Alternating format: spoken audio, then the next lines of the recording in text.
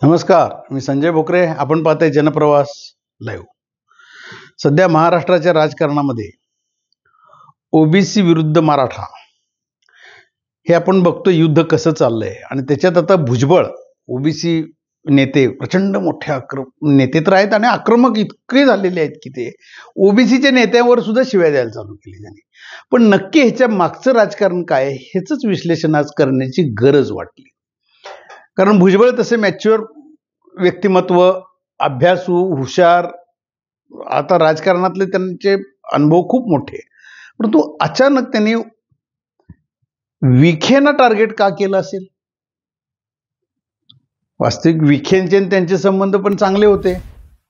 विखे पाटील सुद्धा एक मान्यवर व्यक्तिमत्व, मराठा समाजातलं. ते आता मराठा समाजामध्ये जसा त्यांनी GR काढला महाराष्ट्र सरकारनं, जरांगेंचं आंदोलन थांबलं आणि विखेंनी जो पुढाकार घेतला म्हणजे काय, स्वतःहून मागं लागले ते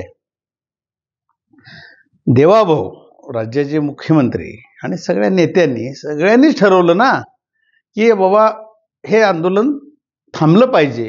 कारण मुंबईत वातावरण कसं झालं ते सगळा महाराष्ट्र बघत होता आणि कुठंतरी हे थांबलं पाहिजे. अशा वेळेला मराठा जबाबदार नेता कोण आहे तर विखे पाटील हे एक मतानं नाव ठरलं आणि विखे पाटील पुढे आले. त्यांनी सुद्धा ही जबाबदारी स्वीकारली, आव्हान स्वीकारलं त्यांनी एका प्रकारचं आणि GR काढला आणि त्याच्यातनं मध्ये काढला. ओबीसींच्यावर अन्याय होणार नाही हे वारंवार ते सांगतायत आणि तसं दिसतंय, पण ओबीसींच्यावर अन्याय होत नाही आहे. त्याच्यात ते ओबीसींची बैठक सुद्धा आता नेत्यांची मी बोलवतो, अजून ते विनम्रच आहेत.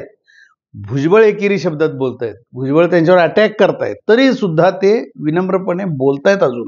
हे विखे पाटलांचं कौतुक आहे आज. म्हणजे मुरब्बी नेता कसा असतो, मॅच्युअर नेता कसा असतो, त्याचं दर्शन त्यांनी आज दाखवून दिलंय. परंतु भुजबळ हे का आक्रमक झाले?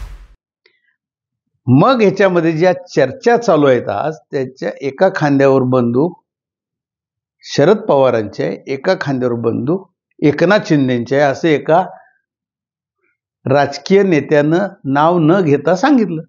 म्हणून पण आम्हाला सुद्धा आश्चर्य वाटतंय, त्यांना तर काय गरज आहे. तर निश्चितपणानं विखे पाटील आज मराठा समाजामध्ये लोकप्रिय व्हायला लागलेत. कारण जरांगे पाटील सुद्धा विखेंच्या बद्दल चांगलं बोलतायत आणि जरांगे आज जे बोलतील ते मराठा समाजात तो अंतिम शब्द आहे, अशा पद्धतीचं वातावरण आत्ता तर आहे. काही गट आहेत मराठा समाजामधले सुद्धा की जरांगेंना ते मान्य करत नसावेत कदाचित, परंतु सगळा मॉब, सामान्य मराठा सगळाच एकवटलेला दिसतोय आणि तो जरांगेंच्या पाठीशी. आणि जरांगे ज्या वेळेला विखे पाटलांना सपोर्ट करतायत का त्यांनी माझं ऐकलंय, त्यांनी सांगितल्या पद्धतीने त्यांनी GR काढलेला आहे, म्हणजे महाराष्ट्र सरकारनं केलेलं आहे. देवाभाऊंचंही ते कौतुक करायला लागलेत आता. म्हणजे भारतीय जनता पक्षाला हे फायद्याचं झालेलं आहे.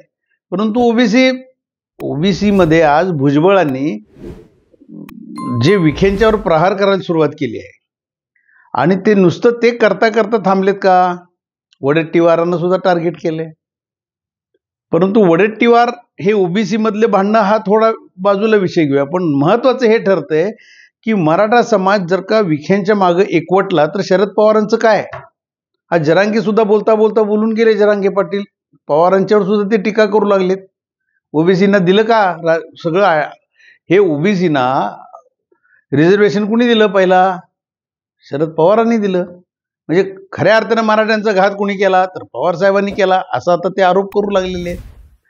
निश्चितपणानं भुजबळांचे पवार साहेबांचे आधीचे ऋणानुबंध आणि अजूनही त्यांचे ऋणानुबंध चांगले, म्हणजे त्यांचे ऋणानुबंध जे आहेत ते आहेतच, संबंध अतिशय उत्तम आहेत आणि चांगले आहेत पवार साहेबांच्या बरोबर त्यांचे. मग आता काय करायचं? मग आता भुजबळांनी कदाचित हे घडलं असावं हे संशयाच्या भोवऱ्यात कोण आहेत तर एकनाथ शिंदे पण आले त्याच्यामध्ये. एकनाथ शिंदे का आले तर जरांगेंचं आणि एकनाथ शिंदेचं एकी, त्यांचं एकमेकांचं जे सख्य हे आधी चर्चेचा विषय होता.